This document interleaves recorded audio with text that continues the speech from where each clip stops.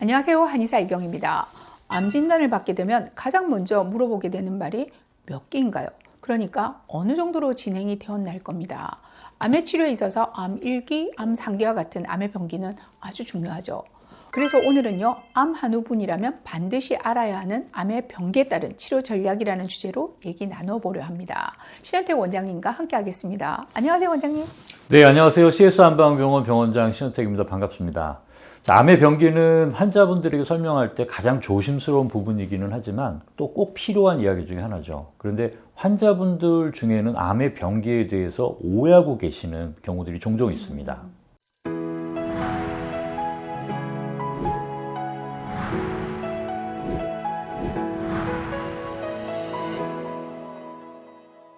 우선 암의 병기는 암이 얼마나 퍼졌는지, 얼마나 진행되었는지를 단계적으로 구분한 것으로 이해하시면 되는데요. 전 세계적으로 가장 널리 쓰이는 기준은 TNM 병기 체계인데 원장님도 잘 알고 계시죠? 네, T는 튜머잖아요. 온발 종양의 크기와 조직 침범의 정도를 의미하고요. 자, N은 노드, 림프절 전이의 여부, 그리고 M은 메타스타시스, 그러니까 원격 전이 여부를 의미하죠. 네, 이 세 가지를 종합해서 1기부터 4기까지 병기를 정하게 됩니다. 예를 들어서 T1, N0, M0라면 1기일 가능성이 높고요. T4, N2, M1이라면 4기에 해당될 수 있는 거죠. 근데 환자분들이 궁금하신 것은 결국 암 병기별로 어떤 상태인지일 텐데 당연히 1기암은 조기암이라고 잘 알고 계실 겁니다. 종양도 작고 주변 조직이나 림프절 침범이 없는 상태로 완치율도 높겠죠. 대개 수술로 완전히 제거가 가능하고 5년 생존율 90% 이상으로 예후가 좋은 상태입니다. 그 다음 2기암은 종양이 조금 더 커지거나 또 주변 림프절에 소규모로 전이가 있는 상태로 수술과 보조적인 항암, 방사선 치료 등이 필요할 수가 있습니다. 그리고 3기암은 림프절 전이가 명확하게 이제 확인되는 경우인데요. 이 경우는 재발의 가능성이 매우 높기 때문에 적극적인 치료와 관리가 필요해서 수술, 항암, 방사선 치료를 병합해서 치료를 계획하게 됩니다. 마지막으로 4기암의 경우는 원격 전이, 즉 원바람 외에 간이나 폐나 뼈, 또 뇌 등의 이제 전이암이 발견되는 상태를 말하는데요. 안타깝지만 이제 완치보다는 생존 기간의 연장과 또 삶의 질을 잘 유지하는 것이 치료의 목적이 됩니다.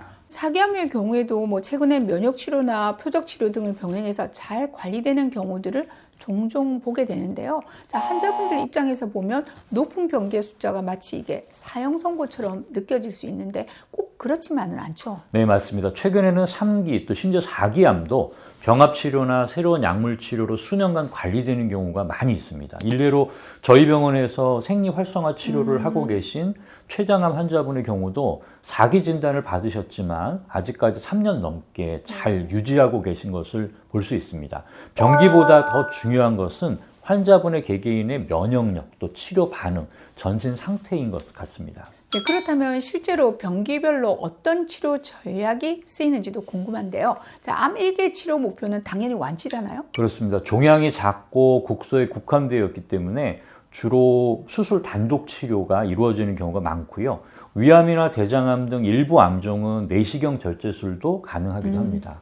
수술 이후에 이제 경우에 따라서 방사선 치료가 추가되는 경우가 있기도 하고요. 하지만 1기암의 경우라도 주기적인 경과 관찰과 면역 치료 등은 필수적으로 챙기는 것이 바람직합니다. 그럼 2기암의 경우는 치료 범위가 좀 넓어지고 수술 이후에 보조적 항암 치료가 추가되는 경우가 대부분이라고 볼 수 있겠네요. 네, 그렇습니다. 2기암의 경우 재발에 대한 가능성을 고려해서 항암 방사선 치료를 병행하는 경우도 많죠. 당연히 면역 치료가 반드시 필요하고요. 주기적인 경과 관찰도 필수적입니다.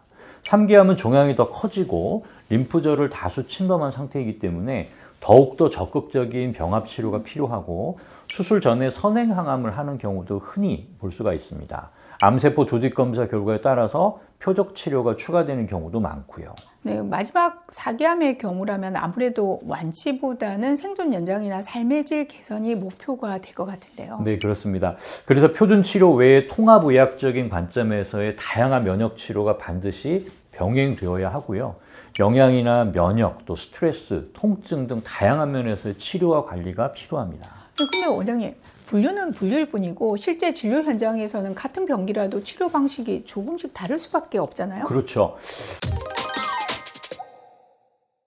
말씀대로 병기는 하나의 기준일 뿐이고 치료 방법은 환자의 연령이라든가 체력이라든가 동반 질환, 또 암의 종류와 분자 생물학적 특징 등 다양한 요인에 따라서 달라질 수가 있습니다. 예를 들어서 같은 이기 유방암이라도 헐투 양성인지 또 호르몬 수용체 양성인지 따라서 표적 치료 여부와 약물이 완전히 달라지죠. 또 환자분의 재반 몸 상태가 좋지 않은 경우에는 동일한 병기라도 항암 치료할 수 없는 경우도 있고요. 네. 또 한 가지 제가 환자분들한테 강조하는 것은 아무리 병기가 낫더라도 암은 암이다라는 겁니다.